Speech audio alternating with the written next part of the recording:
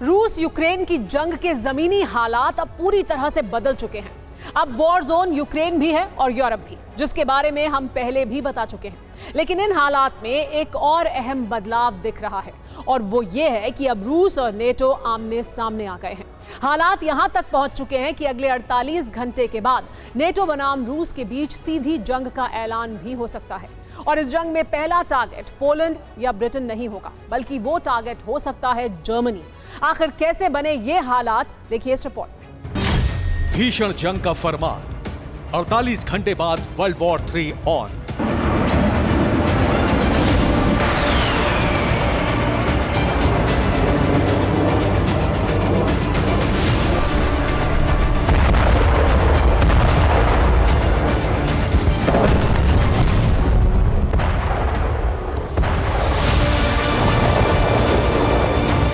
Freedom app से सीखकर क्या आपने देसी मुर्गी का पालन शुरू किया है? अगर ऐसा है तो आप अपनी देसी मुर्गियों को 1 करोड़ फ्रीडम ऐप के जो ग्राहक हैं, उन्हें बिना किसी खर्चे के आप उसे बेच सकते हैं। बारूदी मैदान के नीचे बह रहे विश्व युद्ध का लावा किन किन देशों की जमीन को गरमा चुका है, ये कभी संकेत, कभी अनुभव, कभी विश्लेषण और कभी प्रमाण के साथ सार्वजनिक हुआ है।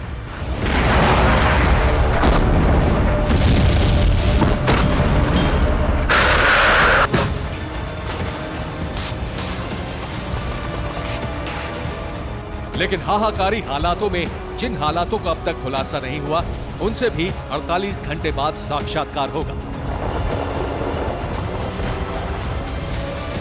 क्रेमलिन के यूक्रेन के बाद पोलैंड और ब्रिटेन पर अटैक के प्लान का खुलासा हो चुका है, जिसके बाद नेटो एक्शन में आ गया।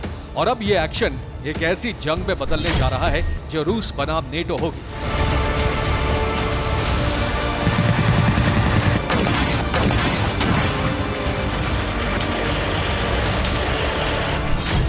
कुछ घंटों पहले ही रणनीतिक उठापटक का वो दौर पूरी दुनिया ने देखा, जहां हर दिन एक नया खुलासा हो रहा था।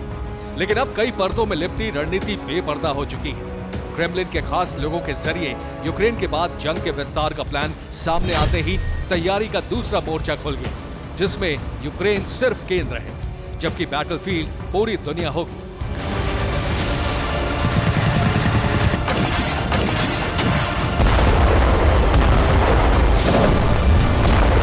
अब सवाल यह है कि वो हालात क्या हैं जिसमें विश्व युद्ध के ऐलान का वक्त तकरीबन तय माना जा रहा है। जवाब बिंदुवार समझिए।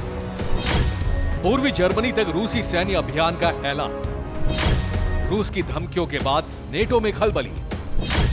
जर्मनी में नेटो देशों के रक्षा मंत्रियों की बैठक। रूस के हमले पर नेटो चीफ की प्रतिक्रिया और नागरिकों के लिए नेटो देशों की एडवाइजरी।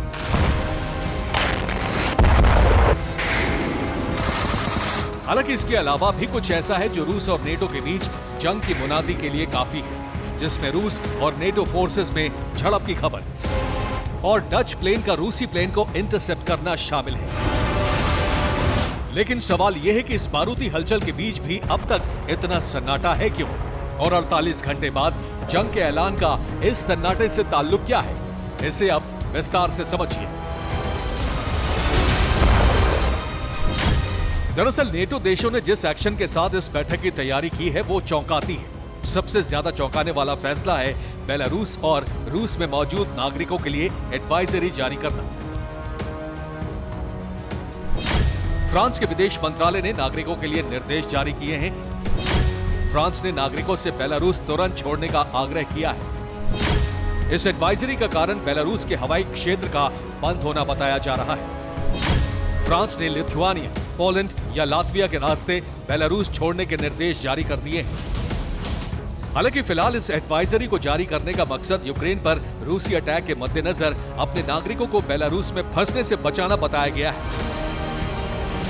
लेकिन इस मकसद पर सवाल तब खड़े होते हैं जब एक ही समय पर अमेरिका भी अपने नागरिकों के लिए एडवाइजरी जारी करता है। अमेरिकन एडवाइजरी में कहा गया है कि अमेरिका के नागरिक रूस की यात्रा बिल्कुल ना करें। इस यात्रा के अप्रत्याशित नतीजे भुगतने पड़ सकते हैं। यूक्रेन में जंग के बीच यात्रियों से ज्यादती हो सकती है। अमेरिकी नागरिकों को रूसी सेना बंधक भी बना सकती है।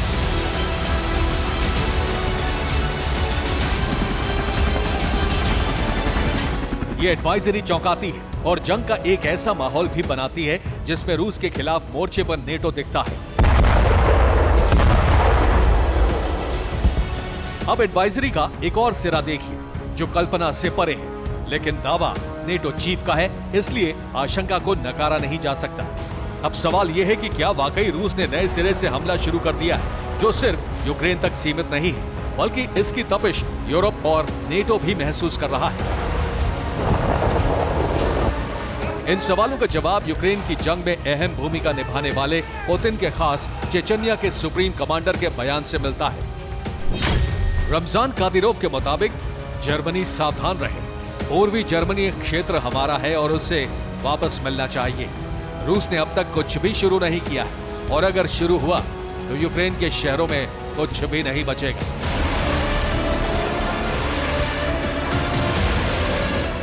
यानी साफ साफ ऐलान कर दिया गया है कि अब नेटो और रूस आमने सामने हैं और अब भी रूस ही बढ़त बनाए हुए है, जिस पर पुष्टि की मुहर नेटो चीफ स्टोल्टनबर्ग ने भी लगाई है।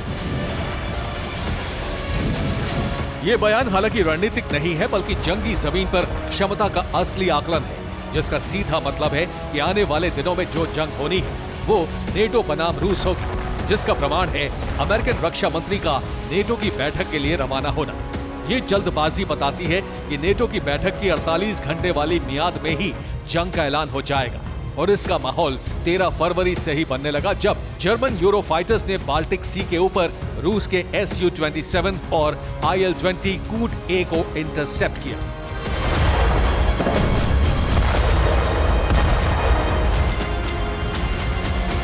Bureau report, TV9 Bharatvarsh. Freedom app से सीखकर क्या आपने देसी मुर्गी का पालन शुरू किया है? अगर ऐसा है तो आप अपनी देसी मुर्गियों को 1 करोड़ फ्रीडम ऐप के जो ग्राहक हैं उन्हें बिना किसी खर्चे के आप उसे बेच सकते हैं।